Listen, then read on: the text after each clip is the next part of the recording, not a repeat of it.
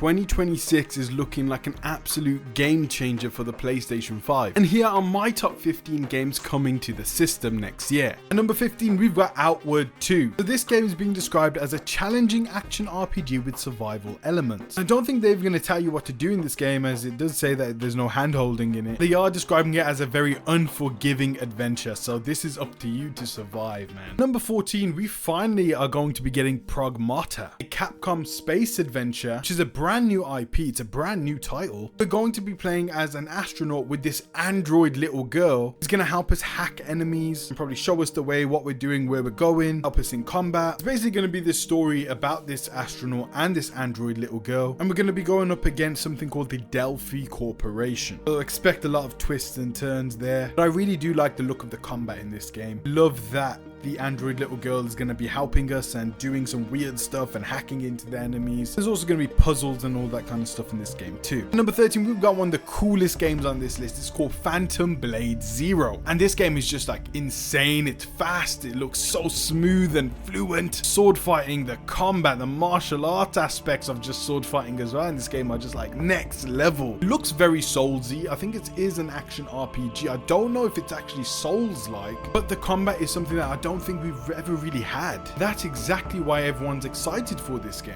because the combat just looks absolutely beautiful. For me, I'm not a very Souls-like player. I've played Elden Ring, and I would never ever play another Souls-like game, but if this is Souls-like, which I do think it is, I do want to check it out at least. And number 12, we've got Onimusha: The Way of the Sword. Another game does remind me of Phantom Blade Zero. This one is not a Souls-like game, and it's still got that brutal, gory combat, and seems to be a third-person action adventure game instead. You're going to be able to lock new abilities as you play through the game. I've seen people say that it could be like Sekiro, but without being a Souls-like experience. Alright, number 11, now we're getting into the cream of the crop of 2026. I feel like these are the games that are going to be like 10 out of 10 bangers, as we have Exodus starring Matthew McConaughey. Alright, baby. Mate, this is what we've been wanting for so long, man. Every Mass Effect fan is going crazy and is going to buy this game day freaking one, because bro, it's literally Mass Effect starring Matthew McConaughey. That's like, it doesn't get any better than that. It's an action adventure RPG where you become the Traveler, leading humanity's fight for survival against the Celestials. What does that sound like? What does that sound like? Yes, this game is gonna have a multitude of companions too. I'm pretty sure we're gonna have some options with these companions, and we're gonna be able to make a few certain choices with them. They are saying that you can romance them, you can have friendships with them. Each one of them have their own stories to tell. There's also going to be time dilation, which we've seen in Interstellar starring flipping Matthew McConaughey too. We've got that kind of aspect to the story. Apparently it's going to have major implications on the main story too. I'm going to go more in depth with this game over on Balboa Insider, so go ahead and subscribe over there. And number 10, it's Lego Batman Legacy of the Dark Knight, and if you know me, you would never expect me to put a freaking Lego game on this list, but it's Lego Batman done right.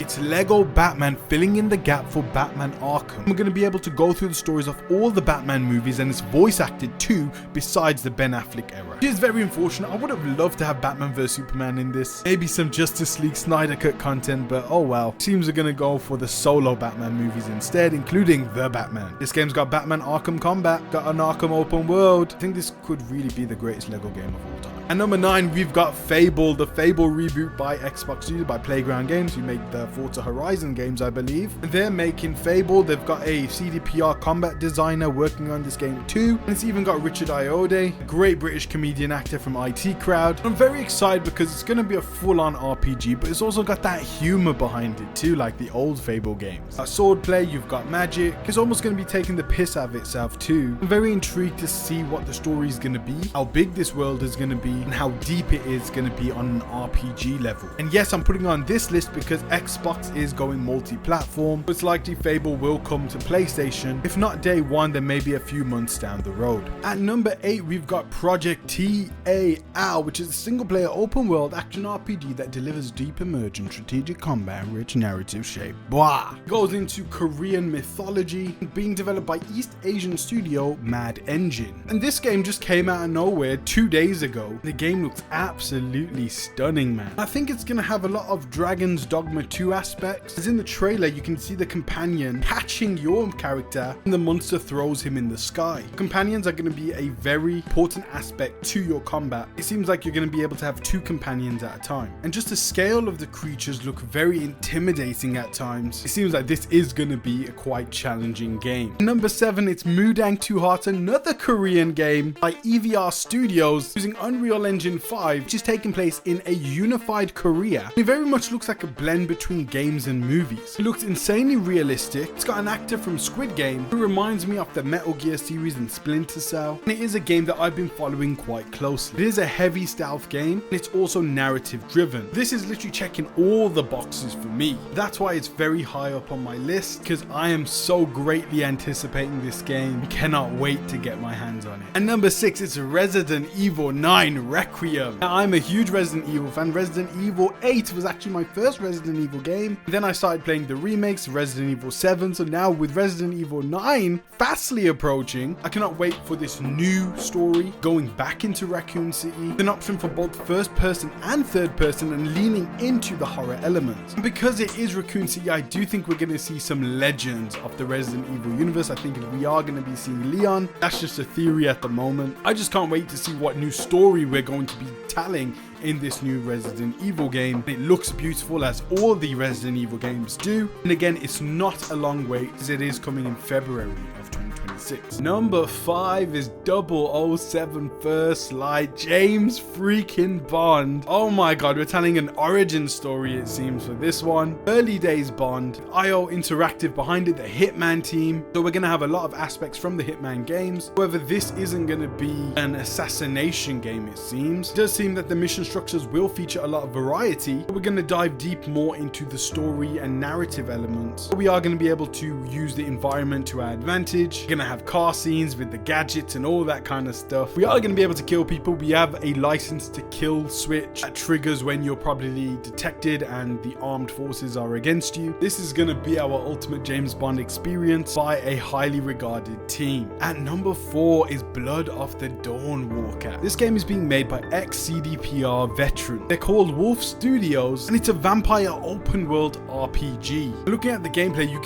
can kind of see that Witcher elements to it. The way it looks like a game developed by CD Projekt Red. Ever since the reveal trailer for it, I've just been so excited. And it's going to feature melee combat. You're going to be able to use your vampiric abilities more at night. The day and night cycle matters heavily, especially when you want to infiltrate the enemy. You're going to decide whether you want to approach it at night or in the day. Number 3, we're getting into the top 3 of 2026. For me, I feel like all 3 of these are going to be 10 out of 10. It starts with the Korean studio Pearl Abyss's Crimson Desert. This is a massive open world RPG fantasy game which looks stunning, gorgeous and beautiful. You can ride dragons, use those dragons to take on castle sieges. You can fight with a robotic mech companion, even control that mech. There's of course magic, and you can imbue your attacks with those magical abilities. There's insane boss fights that look absolutely amazing. Each one is unique and have their own skill set. You can even do WWE moves, professional wrestling style melee brawls. Looks like you can hit your opponents with suplexes and RKOs. Even this grappling hook, which allows you to travel anywhere, horizontally and vertically with ease. It also seems that your cloak is magical and you can even glide around the map, almost flying around the map with this raven-like cloak ability. The map is gigantic, there's different biomes, town markets, a bunch of NPCs, and I genuinely believe this is going to be the PlayStation 5 generation's Witcher 3.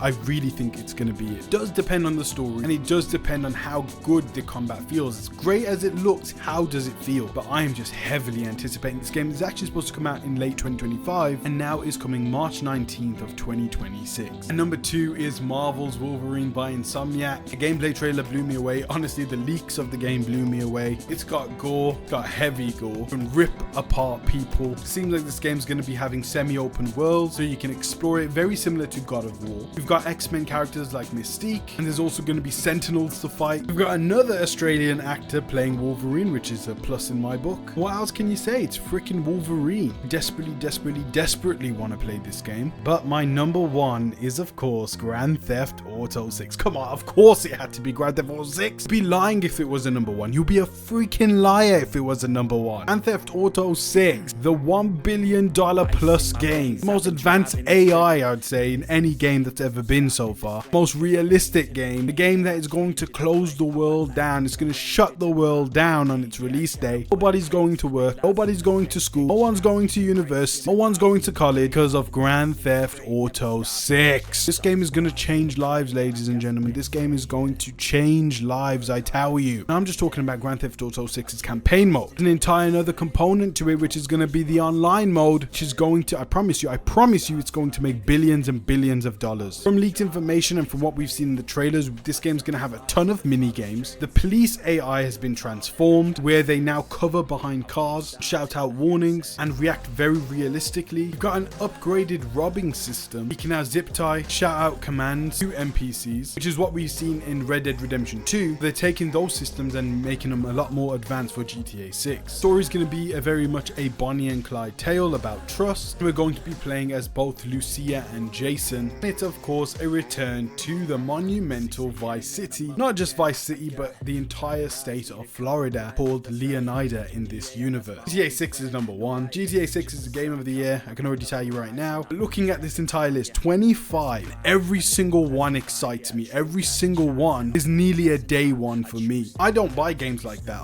I wait for sales. Hardly buy games day one. This year I bought Kingdom Come Deliverance 2 and Death Stranding 2. And I think that was it. But next year, oh my god, next year I'm going broke. Let me know, what games did I miss? What games did I freaking miss? Because this ain't all of the games coming out next year. These are just my 25 for PlayStation 5. We're going to be talking about a lot more on this channel, so please subscribe. Help me get to 1,000 subscribers. Share this video with your friends if you enjoyed it. Please comment down below. I really want to hear your opinions on it and what games I've missed again. Guys, thanks so much for watching. Peace out, God bless, and I hope to see you on my next videos. Take care, guys.